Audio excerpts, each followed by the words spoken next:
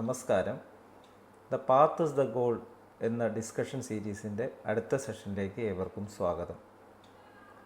നമുക്ക് ആദ്യം മെഡിറ്റേഷൻ ചെയ്യാം. കണ്ണുകളടച്ച് ശാന്തമായിരിക്കും.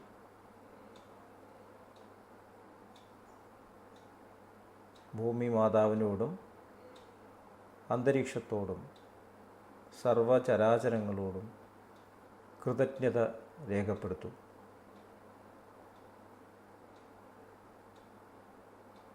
ഭൂമി മാതാവിൽ നിന്നും ഉള്ള ഹീലിംഗ് എനർജി കാൽവിരലുകളിലൂടെ, കാൽപാദങ്ങളിലൂടെ ശരീരം മുഴുവൻ വ്യാപിക്കുന്നതായും ശരീരത്തിലെ ഓരോ കോശങ്ങളെയും റിലാക്സ് ചെയ്യാൻ സഹായിക്കുന്നതായും അനുഭവിക്കൂ.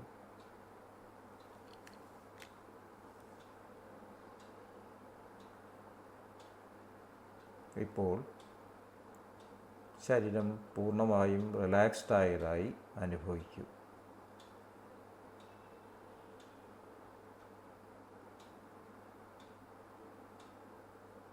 ഈ റിലാക്സേഷൻ ഹൃദയത്തിൽ അനുഭവിക്കൂ.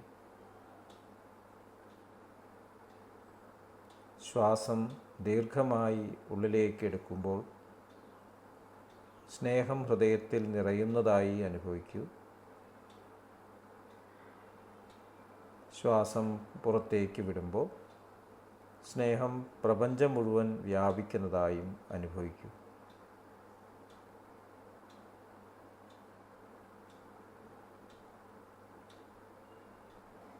ഹൃദയത്തിൽ കുടികൊള്ളുന്ന സ്നേഹത്തിൻ്റെ സ്രോതസ്സിൽ നിന്നും ഉദ്ഭവിക്കുന്ന ദിവ്യപ്രകാശം മനസ്സിനെ ആകർഷിക്കുന്നതായി അനുഭവിക്കും. ആ ദിവ്യപ്രകാശത്തിൽ ധ്യാനം ആരംഭിക്കൂ. മനസ്സിൽ ചിന്തകൾ വരുന്നുണ്ടെങ്കിൽ മൃദുവായി അവയെ അവഗണിക്കുക. ദിവ്യപ്രകാശത്തിൽ ധ്യാനം തുടരുക. Please start meditation.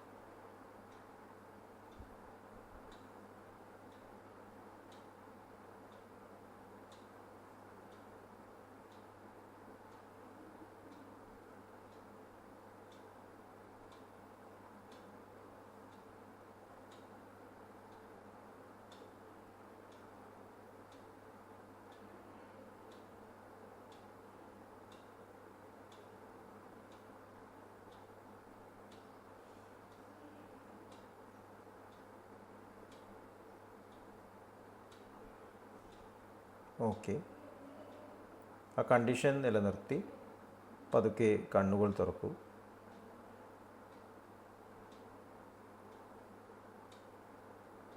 എല്ലാവരെയും വീണ്ടും സഹജമാർഗ് ഹാർട്ട്ഫുൾനെസ് മെഡിറ്റേഷൻ സിസ്റ്റത്തിലേക്ക് സ്വാഗതം ചെയ്യുന്നു. ഇന്ന് സ്വാമി വിവേകാനന്ദൻ്റെ ജന്മദിനമാണ്. അപ്പോൾ വളരെ വളരെ നല്ല പ്രധാനപ്പെട്ട ഒരു ദിവസം തന്നെയാണ്. നമ്മൾ യഥാർത്ഥത്തിലുള്ള സ്പിരിച്വൽ സാധന തുടങ്ങിയാൽ മാത്രമേ നമുക്ക് ആഴത്തിലുള്ള യഥാർത്ഥ അറിവുകളിലേക്ക് കണക്ഷൻ ലഭിക്കൂ. അതിലേറ്റവും വലിയ അത്ഭുതം എന്താണെന്ന് പറഞ്ഞാൽ നമ്മൾക്ക് എപ്പോഴും ലഭിച്ചുകൊണ്ടിരിക്കുന്നു എന്നുള്ളൊരു സത്യം തിരിച്ചറിയുന്നു. അതാണ് സഹജമാർഗ സാധന നമുക്ക് നൽകുന്ന അത്ഭുതം. നമ്മുടെ ജീവിതത്തിൽ നമ്മൾ പല ആഗ്രഹങ്ങളും കൊണ്ടു നടക്കുന്നു. ആഗ്രഹങ്ങളാണ് നമ്മുടെ ജീവിതം എന്ന് പറയുമ്പോൾ ഉണർന്നിരിക്കുന്ന ജാഗ്രത അവസ്ഥയാണ് ജീവിതം എന്ന് കരുതുന്നത്. അത് മാത്രമേ നമ്മൾ കൺസിഡർ ചെയ്യാറുള്ളൂ. അപ്പോൾ ഇവിടെ ഇഷ്ടപ്പെടുന്ന സാധനങ്ങൾ, ഇഷ്ടപ്പെടുന്ന കാര്യങ്ങൾ വീണ്ടും വീണ്ടും ആവർത്തിക്കപ്പെടുക, ഇഷ്ടപ്പെടാത്ത കാര്യങ്ങൾ ആവർത്തിക്കാതിരിക്കുക, നമ്മളെ തടസ്സപ്പെടുത്താതിരിക്കുക. അങ്ങനെയാണ് നമ്മുടെ ജീവിതം സുഖകരമാവും എന്നുള്ള ഒരു ചിന്ത, വ്യാമോഹം ഇതാണ് നമ്മുടെ ജീവിതത്തിൻ്റെ ഡ്രൈവിംഗ് ഫോഴ്സ്. ഇതാണ് ആഗ്രഹങ്ങൾ എന്ന് പറയുന്നത്. അപ്പോൾ നമ്മൾ ഒരിക്കലും ഹാപ്പിയല്ല, സംതൃപ്തരല്ല. അപ്പോൾ നമ്മുടെ ഉള്ളിൽ ഒരു തരത്തിലൊരു റെസ്റ്റ്ലെസ്നെസ്, മനസ്സിലൊരു റെസ്റ്റ്ലെസ്നെസ് ഉണ്ട്. എപ്പോഴും പുറത്തേക്ക് പ്രവഹിച്ചുകൊണ്ടിരിക്കുന്നു. ഓരോ ഇന്ദ്രിയങ്ങളിലൂടെയും മനസ്സ് പ്രവർത്തിക്കുന്നു. എന്നിട്ട് പൂർണ്ണത കണ്ടെത്താൻ ശ്രമിക്കുന്നു. ആഗ്രഹങ്ങളിലൂടെ പൂർണ്ണത കണ്ടുപിടിക്കാൻ ശ്രമിക്കുന്നു. നമുക്ക് ഈ പ്രവർത്തികളെല്ലാം ചെയ്യാനുള്ള ആ ഊർജം അത് നമുക്ക് ലഭിച്ചുകൊണ്ടേയിരിക്കുന്നുണ്ട് എന്ന് നമ്മൾ തിരിച്ചറിയുന്നില്ല. അപ്പോൾ നമ്മുടെ ജീവിതത്തിൻ്റെ അടിസ്ഥാനം യഥാർത്ഥത്തിൽ ഗ്രാറ്റിറ്റ്യൂഡാവണം, കൃതജ്ഞതയാവണം. നമുക്ക് ഓൾറെഡി ഉള്ളതുകൊണ്ടാണ് നമുക്ക് വേറെന്തെങ്കിലും ചെയ്യണമെന്ന് തോന്നുന്നത്. ഒരു ചെറിയൊരു കഥ പറയാം. ഒരിക്കൽ മാനേജ്മെൻറ്റ് ഗ്രാജുവേഷൻ കഴിഞ്ഞ ഒരു വ്യക്തി ഒരു കമ്പനിയിൽ ജോലിക്ക് അപേക്ഷിച്ചിട്ട് ഇൻ്റർവ്യൂവിൽ അപ്പിയർ ചെയ്യണം. അപ്പോൾ ഇൻ്റർവ്യൂ ബോർഡിലുള്ള ആൾക്കാർ അതിലൊരു വ്യക്തി ചോദിക്കുകയാണ്, നിൻ്റെ പേരൻസ് എന്താണ് ചെയ്യുന്നത്? അപ്പോൾ ഈ ആൾ പറയും, എൻ്റെ അച്ഛൻ കുട്ടിക്കാലത്തെ മരിച്ചു, എന്നെ നോക്കി വളർത്തിയത് എൻ്റെ അമ്മയാണ്. അപ്പോൾ അദ്ദേഹം ചോദിച്ചു, അമ്മ എന്താണ് ചെയ്യുന്നതെന്ന് ചോദിച്ചു. അപ്പോൾ പറഞ്ഞു, അമ്മ തുണികൾ അലക്കലാണ്. ഓരോ വീടുകളിലും പോയി തുണി അലക്കും, അത് തേച്ച് വൃത്തിയാക്കി അവർക്ക് കൊടുക്കും. അപ്പോൾ ഇദ്ദേഹം വീണ്ടും ചോദിക്കും, നീ അമ്മയെ എപ്പോഴെങ്കിലും സഹായിച്ചിട്ടുണ്ടോ എന്ന് ചോദിക്കും. അപ്പോൾ ഇവൻ പറയും, അമ്മ പറയും, നീ പഠിച്ചാൽ മതി, ഞാൻ ഈ ജോലി ചെയ്തോളാം, നീ ഉയർന്നു പോകണം എന്നാണ് പറയാറ്. അപ്പോൾ ഈ ഇൻ്റർവ്യൂ ബോർഡിലുള്ള അംഗം പറയും, ഞാൻ നിങ്ങൾക്കൊരു ഹോംവർക്ക് തരാം, നിങ്ങൾ തിരിച്ചു പോയിട്ട് അമ്മയുടെ കൈകളൊന്ന് നോക്കൂ, എന്നിട്ട് റിപ്പോർട്ട് ചെയ്യണം, എന്താണ് അനുഭവം എന്ന് റിപ്പോർട്ട് ചെയ്യണം. അപ്പോൾ ഈ വ്യക്തി അദ്ദേഹം വീട്ടിൽ ചെന്ന് അമ്മയുടെ കൈകളിലേക്ക് നോക്കുമ്പോൾ അമ്മയുടെ കൈയൊക്കെ പല സ്ഥലത്തും വിള്ളലുകളൊക്കെ ഉണ്ട്. എത്രയോ കാലമായിട്ട് അലക്കിക്കൊണ്ടിരിക്കുകയാണ്. സ്കിന്നിൻ്റെ തോലിൻ്റെ കണ്ടീഷനൊക്കെ വളരെ മോശമാണ്. അപ്പോൾ ഈ മകന്, അതായത് ഇൻ്റർവ്യൂവിൽ അപ്പിയർ ചെയ്ത ആളുടെ കണ്ണിൽ നിന്ന് വെള്ളം വന്നു. അപ്പോൾ അമ്മ ചോദിക്കും, എന്താ മോനെ കരയുന്നത് എന്ന് ചോദിച്ചു.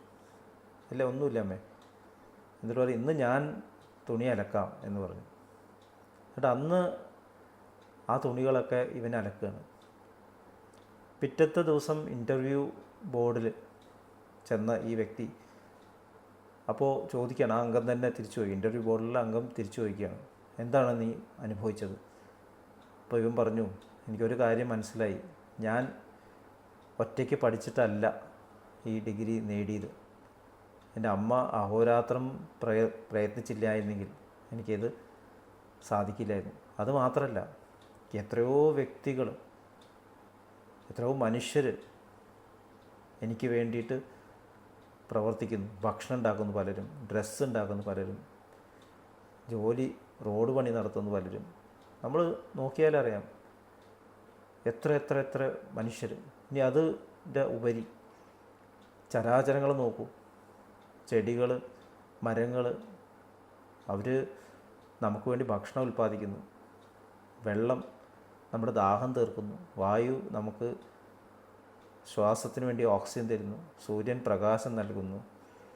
നമ്മുടെ ശരീരത്തിലെ ഓരോ കോശങ്ങളും വളരെയധികം ഹാർമണിയിൽ പ്രവർത്തിച്ച് നമുക്ക് ജോലി ചെയ്യാൻ സാധിക്കുന്നു. അപ്പോൾ ഉള്ളിലൊരു ഗ്രാറ്റിറ്റ്യൂഡ്, വലിയൊരു ഗ്രാറ്റിറ്റ്യൂഡ് എൻ്റെ ഉള്ളിൽ വന്നു എന്ന് പറയണം. അപ്പോൾ ഈ ഇൻ്റർവ്യൂ ബോർഡിലെ അംഗം പറഞ്ഞു, you are taken, you can join the job tomorrow എന്ന് പറഞ്ഞു. അപ്പോൾ ഇതാണ് പ്രവർത്തിക്കുമ്പോൾ നമ്മുടെ മനോഭാവം വേണ്ടത്. നമ്മൾ തുടങ്ങേണ്ടത് ഗ്രാറ്റിറ്റ്യൂഡിൽ നിന്നാണ്.